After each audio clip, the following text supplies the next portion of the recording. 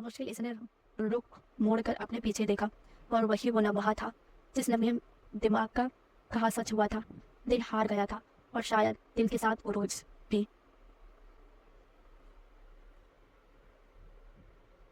हाँ, जैन रोज ही अदन के पास आने लगा। ना जाने कौन सी बातें करता है जो आंटी इसकी इतनी तारीफें करती हैं और उस किचन में खाना बनाती खड़ी साथ साथ इसे कोस भी रही थी। जैन ने अदन को बताया था कि इसका घर कॉलेज से दूर है, इसलिए वो फ्लैट में रहता है, जिसके चलते अदन ने इसका खाना अपने घर से लगा लगा दिया।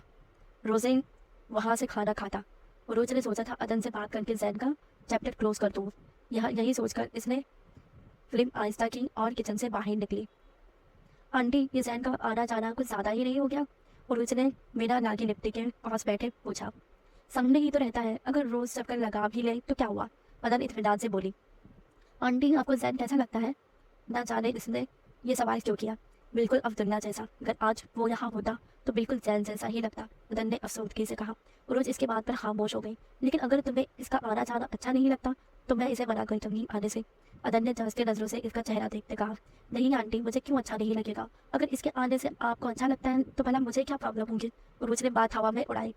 तुम्हें पता है उरूज, जब जब मैं तुम्हें देखती हूँ तो एक ख्वाहिश दिल में पैदा होती हो। अदन ने बगैर इसका चेहरा देखे मोहब्बत से चूर लहजे में कहा। उरूज इसके अंदाज पर चौंकी, फिर मुस्कुराकर बोली। कैसी ख्वाहिश? अगर मेरा अब्दुल्ला मेरे पास होता तो मैं हमेशा के लिए तुम्हें अपने पास रोक लेती। अदन के लहजे में शरीर घुली थी। अदन की बात पर उरुज की गाल दब गए। ये पहली बार था इससे किसी ने ऐसी बात की थी। इसे समझ नहीं आया क्या कहे, इसलिए बिना बहाना बनाते उठी। मैं खाना देख लूँ? उरुज तेजी से कहती किचन में चले गए। ये लो तुम्हारा मुफ्त का खाना। उरुज ने टिफिन इसकी तरफ बढ़ाते तंजिया कहा। क्या है इसमें? जैन बिना इसकी बात का असर लिए टिफिन थाम कर बोला। टिंडे। उरुज ने वो चढ़ाकर कहा। टिंडे वो क्या होते हैं? जैन ने नासमझी से पूछा। तुम्हें टिंडू का नहीं पता? उरुज हैरान हुई। नहीं, हम अमीरों के खाने में टिंडे विंडे नहीं होते, ये तो तुम गरीबों के खाने हैं, जैन ने तफरीर भरे लहजे में कहा। तो फिर ये हम गरीबों को ही खाने दो। उरुज ने गुस्से इससे इसके हाथ से टिफिन छीना। अरे मैं तो मजाक कर रहा था, लाओ वापिस दो। जैन शराफत से बोला। तुम तो अमीर हो तो ये गरीबों वाला खाना क्यों खाओगे? उरुज तंजिया बोली। तो हेलो, ये आंटी ने बड़े प्यार से बनाकर बेचा है, मैं तो यही खाऊंगा। जैन ने डिटाई का मुजाहरा करते इसका हाथ से टिफिन लिया। ओ हेलो, ये आंटी ने नहीं, मैंने अपने हाथों से बड़ी नफरत से बनाया है। और उस लफ्ज़ों को चबाकर इसी के अंदाज में बोली। जो भी है, मुझे बड़ी भूख लगी है तो मैं यही खाऊंगा, अब तुम निकलो यहाँ से। जैन ने कहकर जोर से दरवाज़ा इसके मुंह पर बंद कर दिया और उस गुस्से से फिर पटकती वापस चले गए। जैन ने सोफे पर बैठकर टिफिन खोला। सामने गर्मा गर्म बिरयानी थी, इसके लब्बों पर बड़ी खूबसूरत मुस्कुराहट आई थी। और वो ड्यूटी से लौटी तो सामने ही जैन को लॉन्च में अदन के साथ बैठा पाया। वो सलाम करती एक नागवार निगाहें जैन पर डालती अपने कमरे में चले गए। उरुज फ्रेश होती वापस आकर लॉन्च में सोफे पर बैठ गई। अदन टेबल पर खाना लगाने चली गई। उरुज ने मदद करवाने चाहिए, मगर अदन ने इसे पहले ही थका हुआ कहकर वापस सोफे पर बैठा दिया। उरुज खामोशी से जैन के सामने बैठ गई। जैन भी पूरे सोफे पर हीरो की तरह फैल कर बैठा। जैन को देख उरुज ने भी टांग पर टांग चढ़ा ली। दोनों यूं ही एक दूसरे को तंग करते। कभी कभी जैन बात के दौरान अदन के साथ तमल में शुरू हो जाता, जिसकी उरूज को बिल्कुल समझ नहीं आती।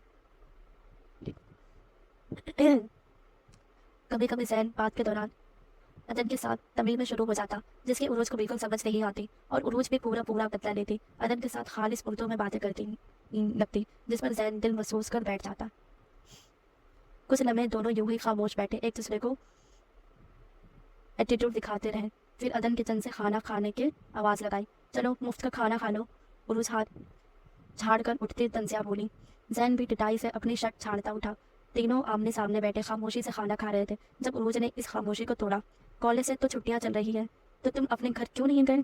उरुज के बाद अदन ने भी जैन को देखा। हाँ, तुम्हारी बात पर मुझे याद आया, मैं कल अपने घर जा रहा हूँ। रिजल्ट आने तक वही रहूँगा, लेकिन आपसे मिलने आता रहूँगा। जैन ने बात संभालते आखिर में मुस्कुराकर अदन से कहा। ज़रूर आओ, तुम्हारा ही घर है। अदन ने खुशदिली से कहा। उरुज ने खूंखार नजरों से जैन को देखा। रिजल्ट के बाद का क्या प्लान है? कुछ काम वाम करोगे या वेले निकम्मे घूमते रहोगे? उरुज की जुबान पर कजनी हुई। अपने माँ बाप का एक लौता बेटा हूँ, इनका सारा बिजनेस मेरा ही है। रिजल्ट के बाद अपना बिजनेस संभाल लूंगा, जैन ने सीने शैलाए कहा। इसका मतलब है अपने माँ बाप के नाम पर ही जियोगे, अपना कुछ नहीं। उरूज ने पानी का गिलास लबों को लगाते तंजिया कहा। उरूज अदन ने इसे पुकारा, जिस पर वो खामोश हो गए। माँ बाप जो भी करते हैं अपनी औलाद के लिए ही करते हैं, और जो कुछ इनका होता है वो आगे जाकर हमारा ही होना होता है ना आंटी? जैन ने अदन से राय ली। हाँ हाँ बेटा, बिल्कुल सही। माँ बाप जो कुछ करते हैं औलाद के लिए ही तो करते हैं। अदन ने भी इसके बात की तायीद की। रोज ने बाकी का खाना खामोशी से खाया। बर्तन समेट से इसे थकंदी महसूस हो रही थी। वो अदन को गुड नाइट कहने आई थी। आंटी, आपकी बेटी कॉफी बहुत अच्छी बनाती है। इसके गुड नाइट कहने से पहले ही सैन फौरन बोला। मदन ने मुस्कुराकर उरुज को देखा। उरुज सर हाँ हिलाती किचन में चली गई। पता नहीं कौन सा मनहूस दिन था जब मेरी इस खप्पी से मुलाकात हुई। फ्रूज मुंह ही मुंह में बड़बड़ाती कॉफी कपों में डालने लगी। इसने कॉफी टेबल पर रखी। शुक्रिया, सैन ने कॉफी उठाते कहा। उरुज कॉफी पीते साथ दिल ही दिल में इसे मुख्तलिफ अलौबात से नवाज रही थी। "हम्म, माजी।" सामने ही चारों सख्त की कैफियत में खड़े इसे देख रहे थे। किसी के चेहरे पर हैरत थी तो किसी के चेहरे पर नाराजगी। सब पर से नजरें घुमाती राहुल पर टिकी, जिसकी आंखें गुस्से से सुर्ख हो रही थी। रंग इसके लब हिले थे। तो ये वजह थी तुम्हारी लैला से नफरत की? राहुल ने सख्त मेहरी से कहा। नहीं रंग, ऐसी ऐसी कोई बात ना नहीं है। तुम लोगों को गलत फहमी हुई है। रोज ने टूटे फूटे लफ्जों में अपनी सफाई देनी चाहिए। इसका दिल सूखे पत्तों की माने लरज रहा था। गलत फहमी? राहुल तंजिया हंसा। हमने अपने कानों से सुना है, आँखों से देखा है, और तुम इसे गलतफ़हमी कह रही हो? राहुल के सन्नाटे को चीर देने वाली आवाज़ इसके कानों से टकराई। राहुल, ऐसा कुछ नहीं है, उरूज ने सहम कर कहा। राहुल ने इसका बाजू दबोचा। कभी तुम कहती हो लैला अच्छी नहीं है, कभी लैला से कहती हो मैं इसके काबिल नहीं हूँ। जब से इसकी आंखें सुर्ख हो रही थी, मैंने लैला को तुम्हारे बारे में कुछ नहीं कहा, और जो मैंने लैला के बारे में कहा वो सच है। लैला तुम्हें डिजर्व नहीं करती। रूज को इसकी उंगलियां अपने बाजू में कुश्ती महसूस हुई। तो तुम बताओ, मुझे किस कैसी लड़की डिजर्व करती है? तुम्हारे जैसे? राहुल ने इसकी आंखों में आंखें डाले तंजिया कहा। राहुल, इसने सदमे की कैफियत में इसे पुकारा था। इस वक्त इसने शदीद से दुआ की थी कि जमीन फटे और वो इसमें समा जाए। तुम्हारी जैसी लड़की डिजर्व करता हूँ मैं, है ना आबे? राहुल ने जोर से इसे झंझोड़ा। रूज ने जोर से अपनी आंखें मींच ली और उसके बाजू पर इसके गिरफ्त सख्त हुए। इसके मुंह से बेख्तियार एक सिसकी निकली। राहुल छोड़ो मुझे, दर्द हो रहा है। रूज सर से मिनमिनाई, मगर राहुल कहाँ होश में था। राहुल छोड़ो इसे। अक्षय फौरन राहुल की तरफ लपका। सिड और टीना अपनी जगह से टस से मिस न हुए। राहुल ने अक्षय की बात का कोई असर नहीं लिया। वो आंखों में सर्द मेहरे लिए और उसको घूर रहा था। रोज की आंखों से मोटे मोटे आंसू बहने लगे। राहुल, मैंने कहा छोड़ो इसे। अक्षय ने चिल्लाते हुए राहुल को देखा था। राहुल लड़खड़ाते हुए पीछे हुआ। लैला दूर खड़े राहुल के पास पहुंची और इसके पास उसे सर टिकाए कर फूट फूट कर रोने लगी। आई एम सॉरी राहुल, ये सब मेरी वजह से हुआ है। लैला मुझके आंसू बहाती बोली। ना मैं तुम लोगों की जिंदगी में आती और ना तुम लोगों यूं झगड़ते। राहुल ने इसके सर पर हाथ रख के इसके बालों को सहलाया। तुम्हारी कोई गलती नहीं है। यही है, यहाँ ही दो के पास यहाँ चल रही है। राहुल ने उर्स को गहर बरसाती आंखों से देखते कहा। हाय, कि क्या लम्हा था। इसका बाजू दर्द से बिलबिला रहा था और वो इस धोखे पास के सर को सहला रहा था। रोज का दिल जैसे किसी ने मुट्ठी में चकरा लिया था। राहुल, ऐसी हम बैठ के बात भी कर सकते हैं। अक्षय ने सूरत हाल को समझते नरमी से कहा। अब क्या बात करनी बाकी है? सब कुछ तो नजरों के सामने है। राहुल गुस्से से चिल्लाया। You know what Abe, daddy सही कहते थे, तुम मुसलमान बेवफा और धोखेबाज होते हो। राहुल ने लफ्जों पर जोर देते नफरत से कहा। रोज फटी फटी आंखों से इसे देखने लगी। राहुल, इनफ, होश में हो? क्या कह रहे हो? अक्षय चिल्लाया। होश में हूँ तो मैं अब आया हूँ। राहुल सतमेगी से बोला। देखो राहुल, जरूर कोई गलत फहमी हुई है। हम आबे को बचपन से जानते हैं। ऐसी ही एक पल में कुछ नहीं भूल भुला देते। ठंडे दिमाग से सोचो, थोड़ा रिलैक्स रहो। अक्षय मुसलसल मामले को संभालने की कोशिश कर रहा था। तुमने सब सुना, फिर भी ऐसा कह रहे हो? पूछो इससे, इसने लैला को क्लब क्यों बुलवाया? मुझे इसने शराब क्यों क्यों पिलाई? लैला के खिलाफ और लैला को मेरे खिलाफ क्यों भड़काया? पूछो इससे। और आज ये लैला से क्या कह रही थी? राहुल ने शहादत की उंगली उरोज की तरफ के तरशकदी से कहा। मैंने इसे नहीं, इसने मुझे क्लब बुलाया था और इसी ने मेरी ड्रिंक में कुछ मिलवाया होगा। मैंने शराब नहीं पी। राहुल, ये हम सब में गलतफहमी पैदा कर रही है। उरुज गुस्से से कहते लैला की तरफ बढ़ी। राहुल ने उरुज का बाजू पकड़े इसे पीछे घसीटा और जन्नाटेदार थप्पड़ इसके गाल पर मारा। फिजा में एक गूंज के साथ कुछ टूटने की आवाज आई थी। कुछ टूटा था इसके अंदर। हाँ, शायद इसका मान, इसका एतबार, इसकी दोस्ती, इसका दिल, इसका सब कुछ किरची-किरची होकर समेटे ज़मीन में गिरा था। तो जहाँ था वहीं जम गया। उरुज बेयकीनी से मुँह पर हाथ रखे ज़मीन पर गिरी थी। कुछ महसूस हुआ था इसे। अपने होठों पर इसने हाथ बढ़ाकर छुआ। खून था जो इसके होठों को चीर कर जगह बनाकर बाहर बह रहा था। खबरदार, जो लैला को हाथ लगाया। सबके सब तक को राहुल की आवाज़ में तोड़ा। जो शहादत की उंगली उठाई इसे तन्मया कर रहा था। अक्षय होश में आता तेजी से उरुज की तरफ बढ़ा। राहुल, होश में हो तुम? अपनी दोस्त पर हाथ उठाया, वो भी एक कल की आई लड़की के लिए। अक्षय लैला को नफरत भरी नजरों से देखकर चिल्लाए, खबरदार, जो लैला को कुछ खाओ। और इसने जो किया वो तुम्हें दिखाई नहीं देता, जो मुझ पर अकड़ा अकड़ रहे हो। मैं किसी पर अकड़ नहीं रहा, देख रहा हूँ तुमसे ज्यादा, और इस लड़की ये ज्यादा अपनी दोस्त पर यकीन करता हूँ। क्या था इसके लफ्जों में? यकीन, एतबार। और रोज अपनी जगह से उठे। आबिर, तुम ठीक हो? इसकी होठ से निकलते खून देख इसे कपड़ा कर बोला। राहुल की नजरें उरुज के होठों पर पड़ी तो इसे अपनी गलती का एहसास हुआ। तुम खुद को समझते क्या हो? वो आपे से बाहर होती राहुल पर चिल्लाई। बोलो, क्या हो तुम? तुम्हें पता है तुम क्या हो? एक कमजोर इंसान जो एतबार करने में इतना कमजोर है, जिसे अपनी दोस्त पर नहीं एक कल की आई लड़की पर यकीन है। रोज हलक के बल चिल्लाई, बकवास बंद करो अपनी। राहुल के दिल में चंद लम्हे पहले जो एहसास जागा था वो कहीं दूर जा सोया। और रोज दुआ करो कहीं मुझे तुमसे नफरत न हो जाए, वरना। वो अपनी बात को अधूरा छोड़ा इसे बहुत कुछ पवार करवा कर लैला को लिए वहां से चला गया। रोज तो होक बने लफ्ज उरूज पर ही अटक गई थी। रूज की नजर सिट और टीना पर गई जो आंखें में नाराजगी लिए इसे ही देख रहे थे। टीना, तुम जानती हो ना कि मैं राहुल के बारे में कभी गलत नहीं सोच सकती। सिर्फ सिर्फ तुम्हें तो पता है ना। वो गिड़गिड़ाती इन्हें अपना यकीन दिलाने की कोशिश कर रही थी। मैंने तुमसे पहले ही पूछा था आमिर, अगर तुम राहुल के लिए सीरियस हो तो मैं तुम्हारी मदद कर सकता हूँ। अगर इस वक्त तुम मुझे बताती तो हम मिलकर कोई हल निकाल लेते, मगर यूं इन दोनों में गलत फहमी क्रिएट करना, आई डोंट बिलीव। सिड ने नाराजगी से कहते मुंह मोड़ा। उरूज की रही सही हिम्मत भी जवाब दे रही थी। इसे जो लगा था सिड और टीना इसे समझेंगे, वो गलत साबित हुई थी। ठीक है, राहुल लैला के प्यार में अंधा था, मगर ये दोनों तो इन दोनों को तो मेरी बात समझने चाहिए थे। उरूज लड़खड़ा कर गिरने लगे जब अक्षय ने इसे थामा। आंबे, इसके मुंह से बेख्तियार निकला था, तुम्हें लैला और राहुल से माफी मांगनी चाहिए। शायद वो तुम्हें माफ कर दे और सब पहले जैसा हो जाए। मैं नहीं चाहती तुम्हारी वजह से हमारी दोस्ती खराब हो। टीना सपाट से बोली। टीना, मैं इनसे माफी नहीं मांगूंगी। मेरी कोई गलती नहीं है। मैंने जो कहा सच कहा। लैला अच्छी लड़की नहीं है। उर्ू जोर से चिल्लाई। तुम ऐसे क्या देखा है इसमें? हमें भी तो बताओ। सिड ने थकी नजरों से इसे देखते पूछा, और यही उरूज की जुबान को काफिल लग गया। बोलो, हमें क्या देखा? मैं नहीं बता सकती। इसने नजर चुराई। क्यों नहीं बता सकती? नहीं बता सकती बस। अगर कुछ होता तो बताती, टीना ने तंजिया कहा। उलूज ने लब पीछे।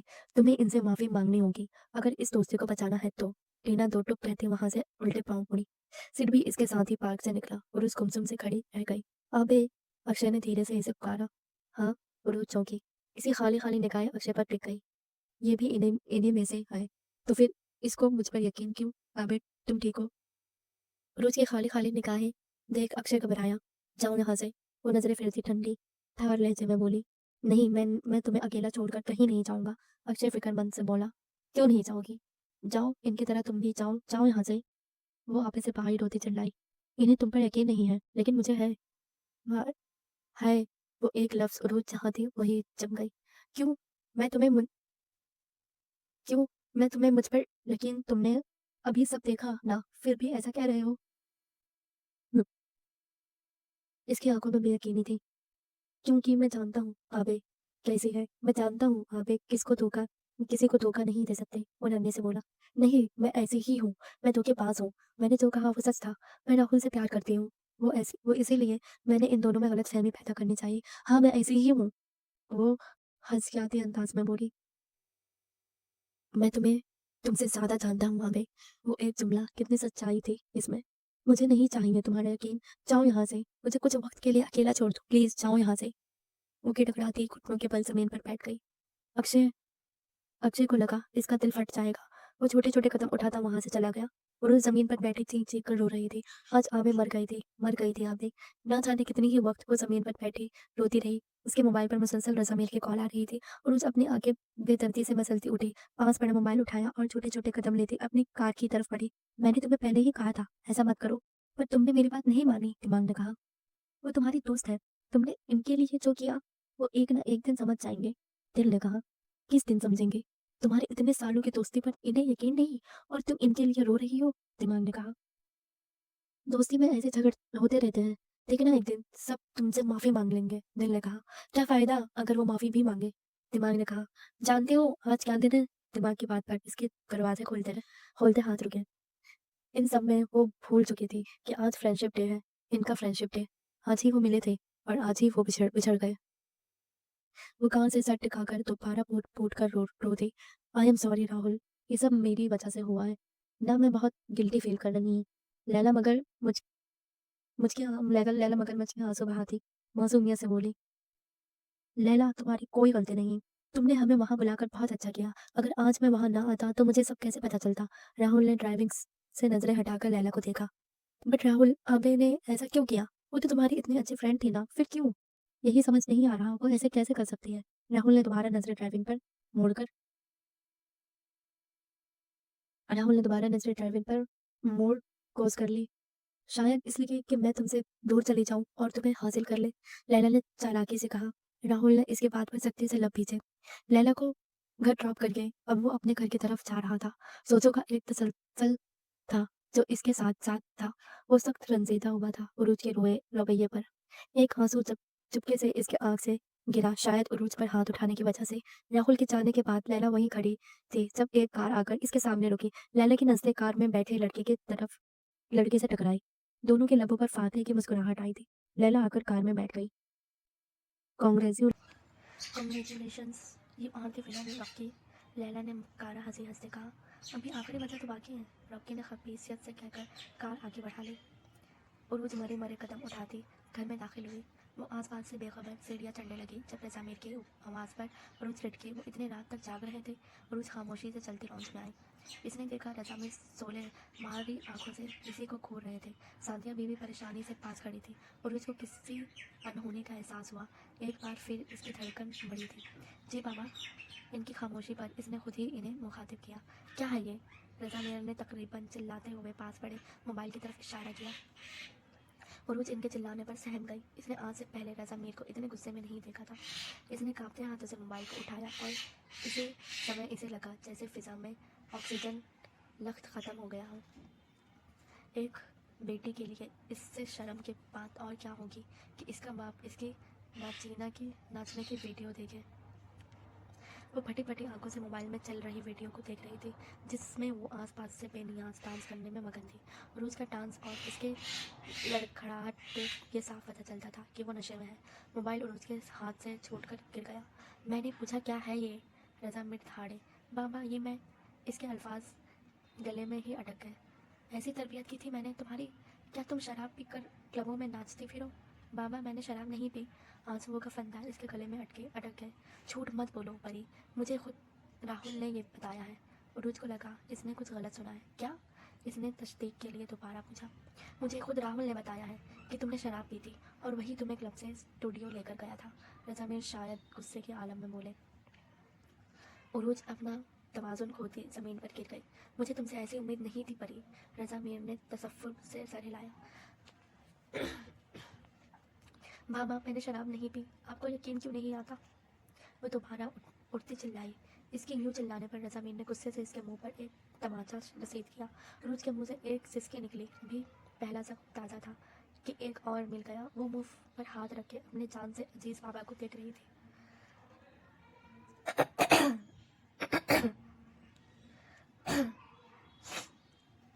शर्म आ रही है तुम्हें अपनी बेटी कहते हुए? कितना नाजों से पाला था तुम्हें, कितनी अच्छी तरबियत की थी और तुमने मुझे मेरी ही नज़रों में गिरा दिया। कभी सोचा नहीं था अपनी बेटी को यूँ क्लबों में नाचते देखूंगा। रज़ा मीर सख्त रंजीदा हुए और वही सोफे पर ढेर हो गए। बाबा, उरूज इनकी तरफ बढ़ी। दूर हो जाओ मेरी नज़रों से। रज़ा मीर ने इसे हाथ के इशारे से अपने पास आने से रोका। उरूज कदम कदम पीछे लेती एक कदम भागती सीढ़ियाँ चढ़ गई। सानिया मीर ने दम आंखों से इसे जाते देखा। रज़ा मीर होक बने अपने हाथ को देख रहे थे जिसे इन्होंने अपनी लाडली बेटी पर उठाया था। सानिया मीर ने इन्हें पानी देना चाहा मगर इन्होंने इनकार करके कहा, मुझे कुछ देर अकेला रहना है। सादिया भी इनकी बात पर खामोशी से ऊपर आ गई। उरूज बेड पर औंधे लेटी हिचकियों से रो रही थी। जब सादिया भी इनके पास आई, उरूज इन्होंने प्यार से इसे पुकारा। उरोज ने सर उठाकर इन्हें देखा और रोते हुए इनसे लिपट गई। दादी, मैंने कुछ नहीं किया, मेरी कोई गलती नहीं है, मुझे नहीं पता ये सब कैसे हुआ। मैं जानती हूँ मेरे बच्चे, सादिया बी ने आंसू बहाते कहा।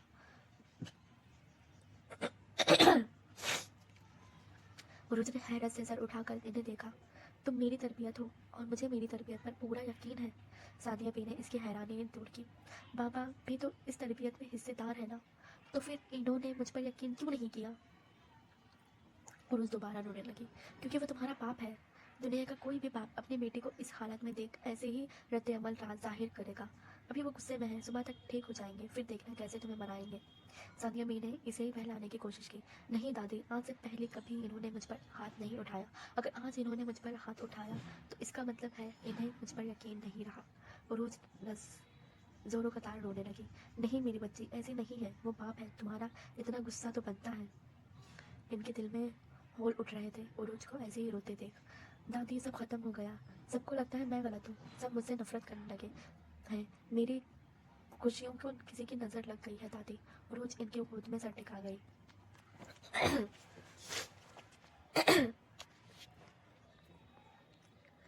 ऐसे नहीं बोलते, सब तुमसे प्यार करते हैं, तुम्हारी खुशियों को किसी की नज़र नहीं लगे। क्या अनाप शनाप बोली जा रही हो। सादिया बी ने इसे डपटा। अच्छा, अब रोना बंद करो और आराम करो, सब ठीक हो जाएगा, बस इन अल्लाह पर भरोसा रखो। सादिया बी ने इसे पुचकारते कहा। दादी, आप कहती हैं अल्लाह अच्छे लोगों के साथ होता है और जो दूसरों का पर्दा रखते हैं वो कभी रुसवा नहीं होता। फिर मैं क्यों रुसवा जलील हो गई दादी। और रोज आंसू पोंछते संजीदगी से बोली। क्या बोल रही हो, अल्लाह से शिकवा नहीं करते, और जो हुआ हो हो रहा है इसमें ज़रूर कोई बेहतरी होगी, तुम देखना सब ठीक हो जाएगा। इंसान के साथ जो भी होता है अच्छे के लिए ही होता है। रोज को मुंह खोलता देख सादिया भी दोबारा बोली। अब चुप, बिल्कुल चुप, अब मज़ीद कोई सवाल नहीं। आंखें साफ करो मुझे है ना तुम पर यकीन, और अल्लाह भी तुम्हारे साथ है। अगर तुमने कुछ नहीं किया तो अल्लाह तुम्हारी मदद ज़रूर करेगा। क्या तुमने सुना नहीं, इज्जत जिल्लत अल्लाह के हाथ में है। अब बस सो जाओ, आराम करो। सादिया भी कहते साथ से उठी जब इनकी नज़र उरुज के होठों पर गई, जहाँ अब खून जम चुका था। अरे कितने ज़ोर से मारा, खून निकल आया। सादिया बी ने परेशानी से कहते अपने दुपट्टे का पल्लू इसके होठ पर रखा। उरुज बस खामोशी से इन्हें देख रही थी, जो ये समझ रही थी कि ये रज़ा मीर के थप्पड़ से हुआ है। सादिया बी ने इसका होठ साफ किया और इसके सर पर शफकत भरा हाथ रखकर कमरे से निकल गई। उरुज गुमसुम से बैठी सादिया बी की बातें सोच रही थी। ना जाने कितने ही लम्हे वो एक ही कैफियत में बैठी रही। चंद लम्हों में ही इसने एक फैसला किया।